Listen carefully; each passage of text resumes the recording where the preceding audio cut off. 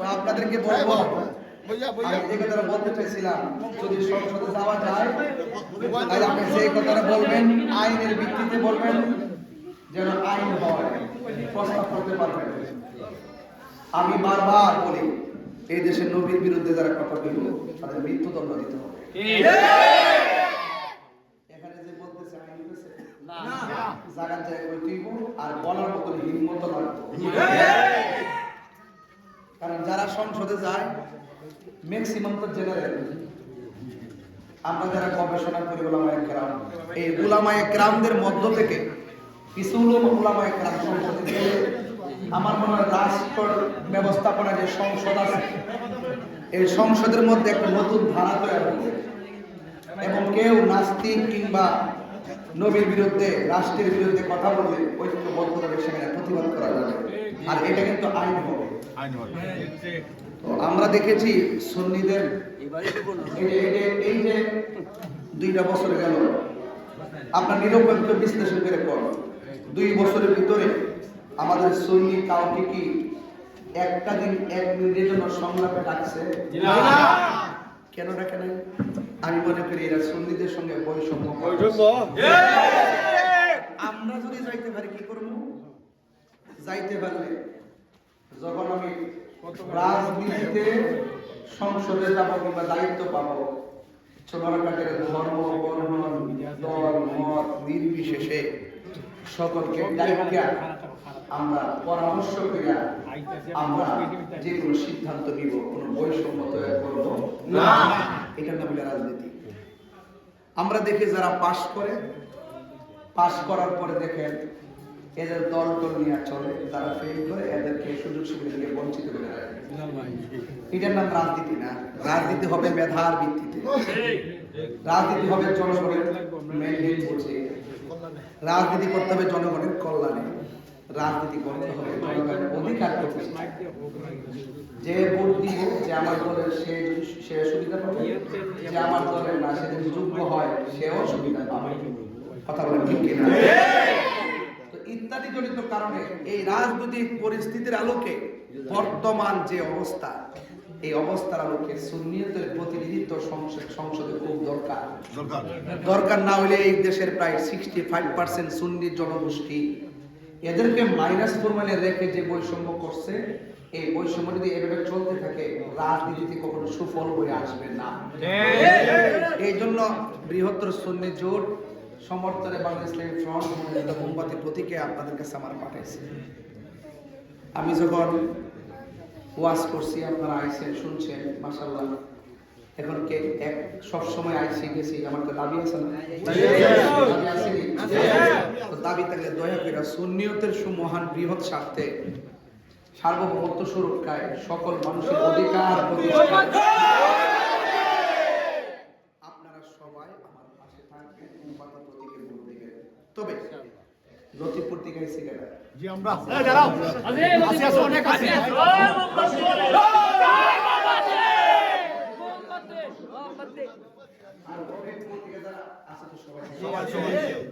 হবিবপুর বাসী এখানে আশ্রয় আর শাকির মোহাম্মদ বাবা থেকে তার নাইরা মরছে।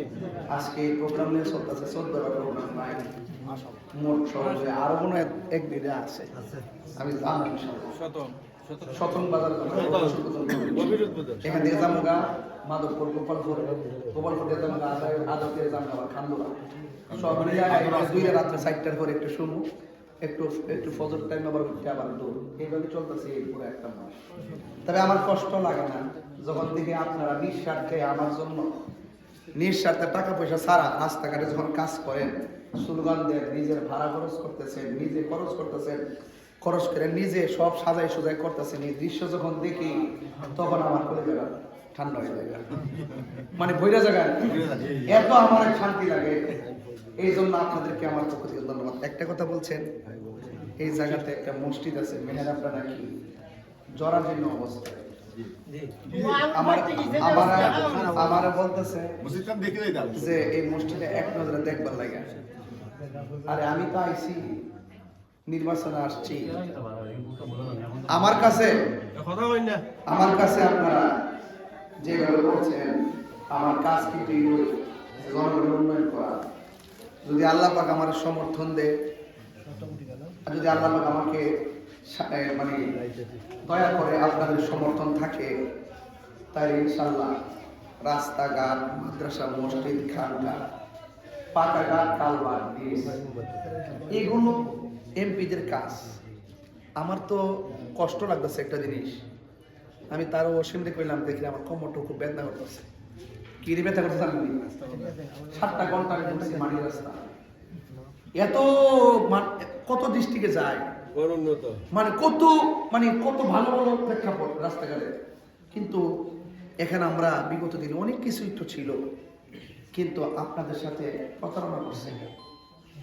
শুধুমাত্র একটা বছরের বাজেট দিয়া একটা সাইট শেষ করে আমাদের রাস্তাঘাট করে, মানে অনেক প্রতারণা করছে। আমার অনেক খারাপ লাগছে। আর মানুষ তো খায়, কিছু দিয়া খাইতো তো সবে খাইয়েছে। ব্যাপারটা কিন্তু দুঃখজনক। ব্যাপারটা কি দুঃখজনক? আইসি কিন্তু কি হয়, বাজেট কিন্তু আইসিটি হয়, কিন্তু আপনারা পাইছেন না।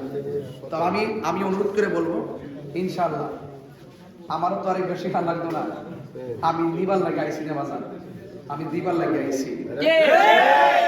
আমি শাসক কিংবা শোষক হইতে আসি নাই, আমি সেবক হইতে আইসি। আপনারা শুধুমাত্র মা বোনদেরকে উদ্বুদ্ধ করবেন, মা বোনদেরকে বলবেন সকাল সকাল যেন কেন্দ্রে যায়, সকাল সকাল। আর আপনারা কেন্দ্রটা পাহারা দিয়ে রাখতে হবে ইনশাআল্লাহ। নাকি দেখ কেউ আবার জোর জবরদস্ত করলে আমরা মানে তাকে ভয় পাবেন নাকি? আপনারা প্রত্যেকটা কেন্দ্র আপনারা সুন্দর করে টিম তৈরি করবেন এবং আপনারা ন্যায্য ইমানি আমানত ভোটটা দেওয়ার জন্য সংঘবদ্ধভাবে সেই কেন্দ্র থাকবে সংখ্যায় 100 হোক 200 হোক, সন্ধ্যা পর্যন্ত রেজাল্ট লইয়া করবে যাবে। কথা কোন ঠিক না? আপনারা পারবেন ইনশাআল্লাহ। এখন থেকে তৈরি করবেন, ঠিক আছে? আগের দিন থেকে কিন্তু ভোট দিব মামুনিদের আছে না, অনেকে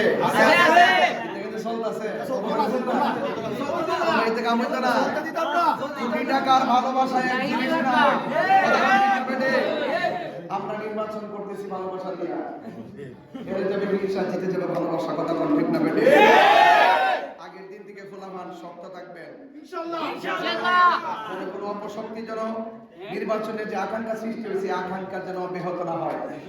আমরা জনগণের ম্যান্ডেট নিয়ে, জনগণের রায় নিয়ে আমরা ইনশাআল্লাহ কাঙ্ক্ষিত রেজাল্ট যেন অর্জন করতে পারি। আপনারা সবসময় সমর্থন দিয়ে যাবেন, পাশে থাকবেন। আপনারা এখন থেকে একটু কষ্ট করেন, আর কষ্টের প্রতিদান আমার কাছে সাউন্ড লাগবে না বাজার। আমি এমন ব্যক্তি দেখছেন না, সকালে বেরিয়েছি মোটরসাইকেল দিয়ে, কোন বেড়া ওর 8 ঘন্টা ঘুরবো, আমি গরু নেবে এক বেড়া কয় তাই রোজের বিচারে ভাবা যায় বলি।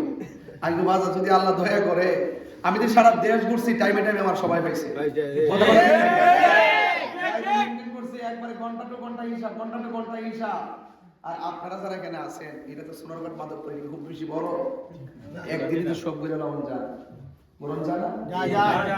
যে উঠান বৈঠক আপনারা করতেছেন, এই উঠান বৈঠক আমার মধ্যে আপনারা মিলিয়ে করবো। আপনার সমস্যাটা কি? আপনার সমস্যা আপনি বলবেন। আল্লাহ যেন সমাজের প্রত্যেকটা সমস্যা যেন দৃঢ়তার সাথে পালন করার, বাস্তবায়ন করার তৌফিক আমরা দান করে সকলকে আমিন। আপনারা কষ্ট করে খুব সুন্দর আয়োজন করছেন।